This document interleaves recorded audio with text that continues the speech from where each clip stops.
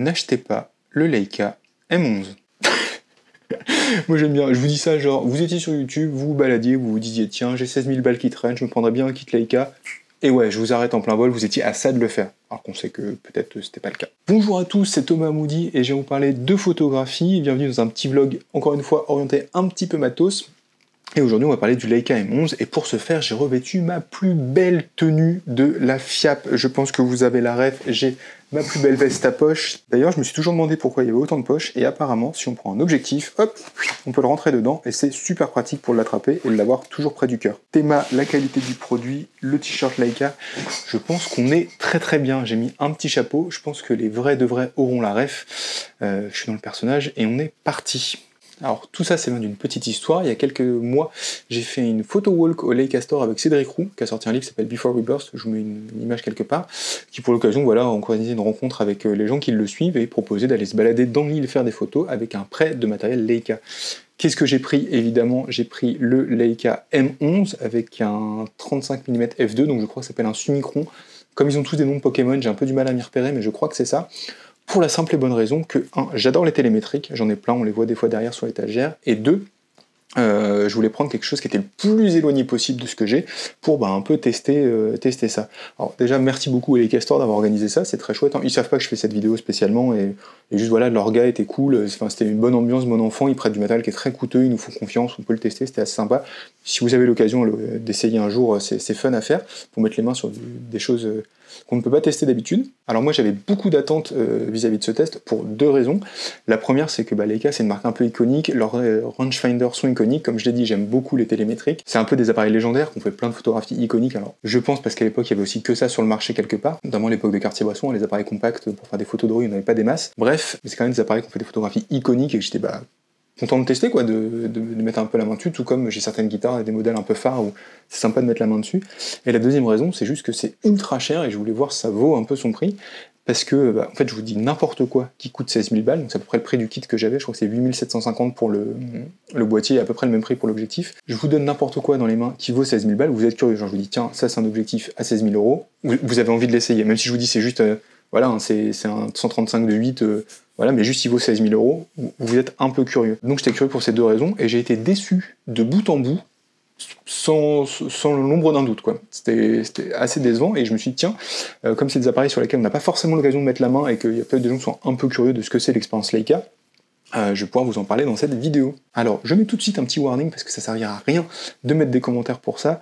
Quand j'en ai parlé sur Threads, suite au test, il y a beaucoup de gens qui me disent « Oui, mais tu comprends rien, tu comprends pas l'expérience Leica, tout ça. » Le « tu comprends rien », c'est l'argument des gens qui n'ont pas d'argument, notamment, c'était le cas des NFT, tu comprends pas, si t'aimes pas, c'est que tu comprends pas. Là, c'est pareil, je déteste les télémétriques, j'en ai jamais utilisé, etc. Je suis nul, enfin bref, c'est de ma faute si je comprends pas, c'est pas le problème, c'est pas qu'un appareil à 8 750 € est moyen. C'est moi le problème. Donc l'argument est un peu foireux parce que des télémétriques, il y en a plein, c'est des trucs que je suis habitué à utiliser, que j'aime beaucoup, donc c'est pas du tout un produit que je découvre et j'étais pas néophyte complètement du sujet. Reposons les bébés. Alors il y a plusieurs points qui m'ont dérangé, on va pas nécessairement les faire dans l'ordre, on va juste les faire comme ça me vient au fur et à mesure. Le premier c'est la solidité Leica. Alors on nous casse les pieds comme quoi c'est fait en Allemagne à la main, c'est du béton, c'est durable, etc. Alors peut-être pour les appareils argentiques et mécaniques, là c'est des pièces électroniques qui sont à peu près les mêmes que pour tout le marché, hein. Je veux dire, Leica il fabrique pas des croix directionnelles sur mesure custom à la main avec un artisan allemand spécialisé dans la croix directionnelle. Je prends cet exemple-là tout simplement parce que celle du boîtier que j'avais déconnait, c'est-à-dire que j'ai juste voulu régler l'heure et la date pour m'y retrouver dans mes photos, notamment parce que pendant la sortie j'avais mon Ricoh aussi, et après et avant, et je voulais juste avoir les photos bien rangées sur mon ordi. C'était l'enfer, parce qu'en fait quand j'appuyais sur bas, elle partait à droite, etc. Enfin, je pense que le joystick il avait un peu vécu, c'était un appareil de test qui, à mon avis, a été testé un peu trop, mais ça coûte une fortune et c'est pas censé tomber en panne comme ça. Donc la solidité de l'appareil, je veux bien, mais pas spécialement convaincu, quoi. Le Fuji que j'ai là, ça fait 4 ans que je m'en sers, marche très bien, il n'y a pas de problème, enfin j'ai jamais eu de problème de boutons comme ça sur des appareils, donc j'étais un peu étonné d'avoir ça. Peut-être que c'est le modèle qui avait pas de bol, mais en tout cas pour présenter la solidité du truc, c'était pas la folie. Vous avez vu, j'ai un logo YouTube maintenant. On s'en fout. Alors, deuxième point, le fameux rendu Leica, le truc avec lequel on nous casse les pieds sur internet dès qu'on parle de la marque, sur lesquels tous les aficionados se masturbent très allègrement en public sur le sujet. Pour moi, il n'existe pas le rendu Leica, hein. On va pas tourner autour du pot, il n'existe pas. Alors pour plusieurs raisons. La première, côté hardware, ça va être le capteur. Le capteur, je crois que c'est Sony qui le fabrique, et de mémoire, c'est le même que dans le Q2 et dans, je crois, un Panasonic peut-être. Enfin, c'est un capteur qu'on retrouve sur d'autres produits, de ce que j'avais compris. Je vous laisserai préciser dans les commentaires si ça vous intéresse. Donc le capteur, il est commun à plusieurs appareils et je l'ai pas trouvé exceptionnel. J'ai fait de la photographie couleur avec, et au final, j'aimais pas tellement le rendu des couleurs, notamment du vert, que je trouvais vraiment trop poussé par rapport aux appareils que j'utilise en général, où j'ai pas trop besoin de le corriger, ce qui fait que ça m'a saoulé à la fin et j'ai fini par faire juste des images en noir et blanc parce que je trouvais pas ça waouh. L'autre point, c'est que Leica, ils ont des bonnes optiques, donc ils sont réputés pour leurs optiques légendaires. Je pense qu'ils sont légendaires entre guillemets parce qu'il y a beaucoup de contrôle qualité, que c'est fait à la main, etc. Et que ça a un coût. Vraiment sur de l'économie d'échelle, hein. Leica, quand ils font un 35 mm, ils vont pas en vendre 150 millions, comme ça peut être le cas pour d'autres marques. J'exagère, mais un Sigma peut amortir ses coûts de R&D et de prod sur vachement plus de produits, là c'est pas le cas. Donc faut pas se voiler la face, hein. C'est pas parce que c'est fait à la main en Allemagne et qu'il y a beaucoup de contrôle qualité pour qu'il soit nickel, que l'optique, ils ont des formules AE incroyables, machin, etc. Les conceptions, elles sont publiques, hein, on peut voir le nombre de lentilles, tout ça, il n'y a pas de grosse folie. Et j'ai trouvé honnêtement que c'était un très bon objectif. Ça, il n'y a pas de problème, le rendu était nickel. Mais je ne l'ai pas trouvé 10 fois, 20 fois meilleur, c'est l'écart de prix hein, qu'on a entre celui-là et un autre, que d'autres objectifs que j'ai. On va me dire, oui, mais t'as l'expérience Leica, etc. On va revenir sur l'expérience Leica, mais dans l'absolu, si vous vous dites, je vais payer pour avoir l'absolu du top de la qualité hardware, pour avoir des images de meilleure qualité qui se verront, absolument pas. Et j'irais même plus loin, je dirais même que si je postais les images, alors dans mon feed, j'ai que du Ricoh, quasiment. J'irais même à dire que si je postais les images sans mettre le hashtag Leica, personne ne me dirait que t'as changé d'objectif. Personne ne me dirait, tiens, c'est marrant, tes images elles ont un autre rendu, etc. Est-ce que t'as utilisé autre chose, c'est étonnant, tout ça. Je suis convaincu que ça passe, mais à la trappe complète et que personne ne capte. Alors oui, peut-être qu'un puriste qui passerait par là, qui les imprimerait en A3, se rendrait compte, mais j'y crois absolument pas. Et grosse déception sur ce point-là aussi, il n'y a pas une patte, une signature, un truc. C'est un appareil contemporain avec un capteur contemporain et des optiques de bonne qualité, comme plein de marques le font. Donc la seule différence quand on shoot avec un Leica par rapport à un autre, je pense que c'est juste que ça se voit que vous avez claqué de la thune, et il y a le côté objet positionnel qui est très présent, mais au-delà de ça, si on regarde les images, c'est ce qui m'intéresse, je crois pas des masses. Hein. On va passer au problème suivant, et pour ça je vais avoir besoin de faire une toute petite digression. Je vous parle de matériel aujourd'hui, c'est pas mon dada, à la base moi je suis plutôt livre, culture, etc. C'est pour ça que je fais ces séries à part dans des vlogs. Le matériel, je m'en sers pour créer, comme tous les photographes, et c'est pour ça que je trouve ça important d'en parler un petit peu de temps en temps, parce que voilà, ça permet un peu de doser et de calmer sur certains appareils. Il y a une problématique qui m'intéresse vis-à-vis du matériel, qui est la même pour tout ce que j'achète, c'est à quel point ça réduit la friction entre moi et les images que je veux faire. C'est le seul truc qui m'intéresse. C'est pour ça que j'avais adoré certains appareils et que j'en aime pas d'autres, parce que ce qui m'intéresse, c'est de faire les images que je veux faire le plus simplement possible et de réduire l'espace, la distance entre la création et moi. Ça veut pas dire que je peux pas utiliser ce genre de truc. Ça veut dire que par exemple, si je veux un rendu de vieil appareil russe sur la pellicule noir et blanc qui a un rendu spécial, bah ça c'est ce qui va réduire le plus possible la distance, parce que si j'essaye de faire ça en numérique, ça va être très compliqué, etc. Donc quand je veux ce truc là, ça on raccourcit la distance.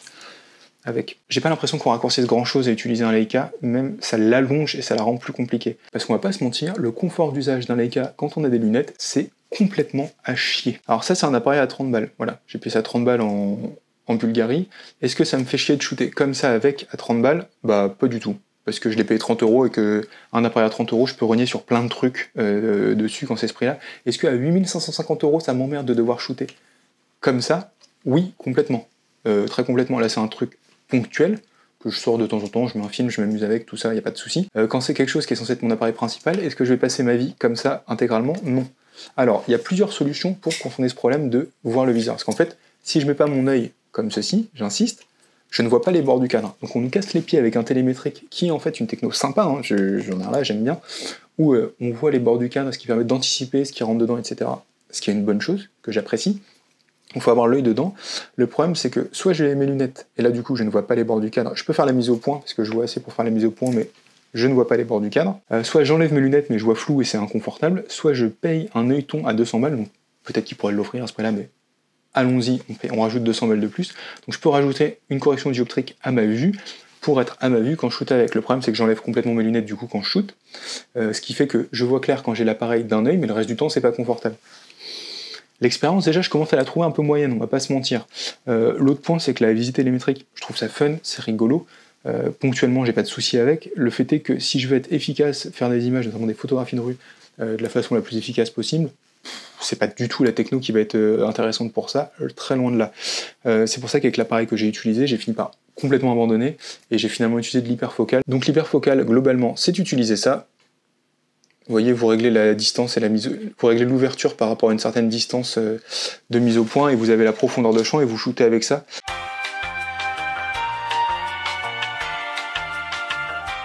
Pour que ce qui soit dans cette profondeur de champ là soit net. Donc je sais pas, j'ai dû me régler de 1m50 à 4 mètres ou 3 mètres, je sais plus, et go, on y va.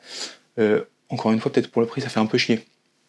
Alors oui, c'est la proposition, je sais bien, mais au niveau de l'expérience, encore une fois, je trouve que ça la dégrade et qu'on paye plus cher pour une expérience qui est moins bien.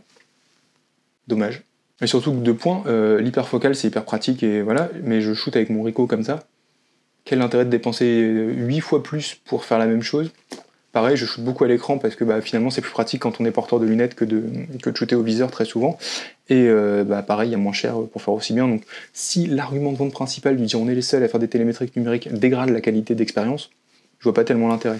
Par contre, pour être honnête et transparent, j'ai eu le Q3 en moins de quelques minutes, et là pour le coup le viseur m'a fait très bonne impression et je trouvais ça assez confortable, même largement plus que mon Fuji au niveau de la vitesse d'affichage et de la profondeur du recul optique, je crois que ça s'appelle, qu'on a dedans. Alors autre point, pour moi le Leica, j'associe vraiment ça à la photographie de rue, Cartier-Bresson, tout ça, les photographes de Magnum qui photographient la vie sur le vif discrètement avec ces petits appareils. J'imagine ça vachement plus léger et vachement plus discret, et en fait c'est une méga brique, bon c'est à peu près les proportions de Fulin, ils ont pas, enfin c'est à peu près tous dans la même zone, donc c'est une méga brique, c'est donc plutôt lourd, et même par rapport au visage, vous voyez quand on le tient comme ça, c'est quand même assez costaud, à voir.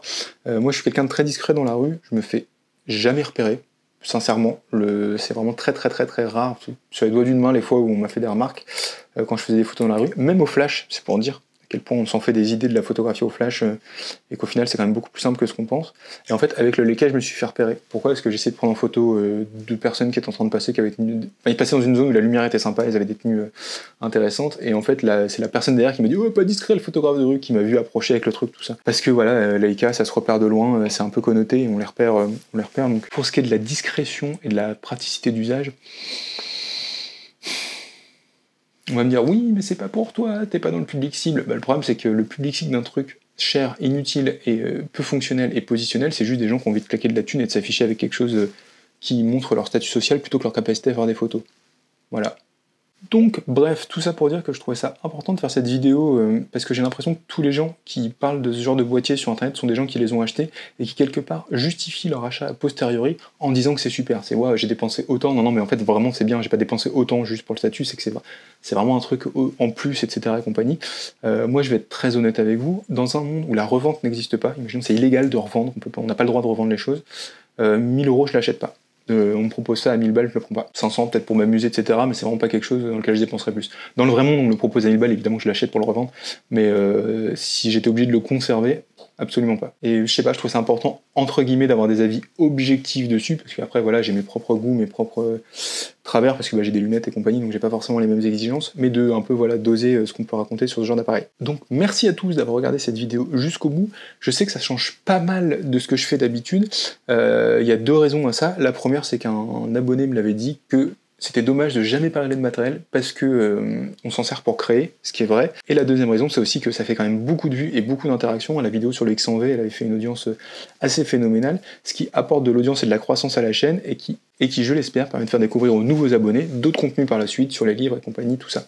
Donc si vous êtes un vieux de la vieille, que vous aimez que la culture, les bouquins, tout ça, il y en a eu avant, il y en aura après, ça reste la prog principale, il n'y a pas de souci.